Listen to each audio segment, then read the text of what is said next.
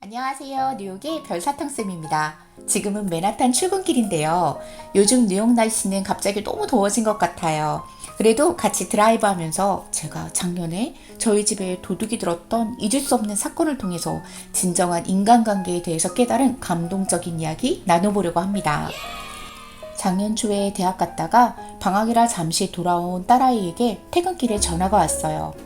엄마, 집안이 다 어질러져 있어요.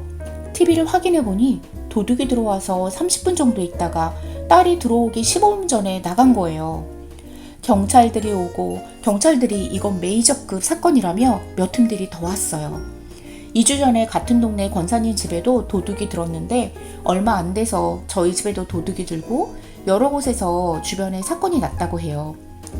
저희 집 앞에 초등학교는 뉴욕에서도 학군이 좋고 경비원 차가 계속 왔다 갔다 하거든요. 그런데 뒷문으로 들어와서 유리문을 다 깨고 지하로 왔다가 밑에 채빵을 뒤지고 위에 방으로 올라가서 물건들을 다 뒤집고 갔더라고요. 한 달 뒤에 선교지에 가지고 가려고 했던 선물들과 경비로 쓰려고 모아놨던 현금, 그리고 내가 아끼던 보석들은 어쩌면 진짜만 다 골라갔는지 모든 서랍도 다 빼고 서랍에 옷 사이사이도 뒤집고 경찰들도 많이 와서 잠을 잘 공간도 없이 만들어 두었어요. 인상적인 것은 안마 침대가 엄청 무거운데 다 들어서 밑을 칼로 찢어놨더라고요. 아마 그곳에 돈 뭉치가 있었다고 생각한 것 같아요. 엉망이 된 집을 치우기에는 힘도 없고 눈물만 나서 그냥 침대의 것만 대충 내려놓고 잠을 자면서 이것이 꿈이길, 그냥 아무것도 안 일어났던 일상이었으면 좋겠다 하면서 기도드리며 잠이 들었어요. 아침이 되니 솔직히 내가 아껴두었던 것들이 눈앞에 아른아른거렸지만 도둑이 우리 딸이 들어오기 15분 전에 나간 것이 기적이다 생각하고 감사하게 되었어요. 저희 집 주변을 경찰들이 찾아다니며 정보를 수집하고 경찰들이 모여 있으니 소식을 듣고 많은 분들이 전화를 하셔서 괜찮으세요? 그런데 도둑이 화장실은 뒤졌나요? 어떤 분은 부엌은요? 냉장고는요? 옷장은요? 침대는, 신발장은 등등 말씀을 하시는 것을 듣고 그분들이 비상금을 어디에 숨기셨는지 짐작이 가더라고요. 그런데 그때 유집사님 부부가 찾아오셨어요. 저희 가족은 다친 사람이 없는지 괜찮은지 물어보시며 준비해 오신 첨부를 주시는 거예요. 집사님 댁이 부득이 사정이 생겨 이사를 가야 해서 돈이 많이 드는 상황인 것을 저희가 너무 잘 아는데 오히려 저희에게 일본과 한국 가서 필요한 곳에 쓰시라고 주시는 거예요. 지금도 그 일을 생각하면 1000배로 10,000배로 갚아서 살아가야겠다는 생각이 든답니다. 소 잃고 외양간 고쳐야겠다고 생각하고 여기저기 안전장치를 했는데 한계가 있는 것 같아 몇 달 후에 이사를 하게 되었어요. 정말 이사하는 날은 너무너무 힘들더라고요. 개인 집에서는 일단 다 가지고 와서 지하에 넣으면 되는데 아파트로 이사를 오려니 짐을 버려도 줄여도 넣을 곳이 없고 살았던 집도 정리를 하고 나와야 해서 이사도 해야 하고 막막한 상황에 또 유집사님 부부가 식사를 한가득 사오셔서 이삿짐 푸는 것을 도와주셨어요. 정말로 힘들고 막막할 때만 짠 나타나 주시는 분들, 정말 본받을 만한 분들이죠. 서로 많은 이야기를 공유해도 말이 날까 걱정하지 않고 서로 기도할 것이 있으면 나의 일보다 간절히 기도드리게 돼요. 정말 사람들은 좋을 때는 다 좋을 수 있는데 어려울 때 알겠더라고요. 여러분들은 진정한 친구를 어떻게 구별하시나요? 예전에 저는 편한 친구를 좋아해서 친구 집에 놀러 갔을 때 피곤하면 같이 소파에 누워 있을 수 있는 관계라고 생각했어요. 물론 여러 사람들이 모이는 데서 눈치 없이 눕고 다니는 것은 아니고요. 친구도 꼭 한 명만 집중해서 만나는 성격이었는데 이제는 커피 한 잔 마실 수 있는 것, 그 귀한 시간을 서로에게 내어줄 수 있는 것만으로도 좋은 친구라고 생각해요. 여러분은 오래된 찐친이 있으신가요? 저는 친구들이 오래가는 이유가 있어요. 예전에 너무너무 친한 친구와 같은 프로젝트를 했는데 급할 때 다른 편에서 저를 외면하는 거예요. 고속버스를 타고 오면서 얼마나 눈물이 나던지. 옆에서 친구들은 그런 친구는 여기까지냐, 손절해야 돼. 또 어려운 일이 생기면 자기만 빠지고 배신할 친구야. 그렇게 조언을 해주고 저는 그래 하며 마음의 정리를 하고 있는데 친구와 같이 했던 많은 즐거웠던 일들이 생각나더라고요. 하나를 보면 열을 안다고 하잖아요. 그 하나 때문에 아홉을 버리기가 너무너무 슬픈 거예요.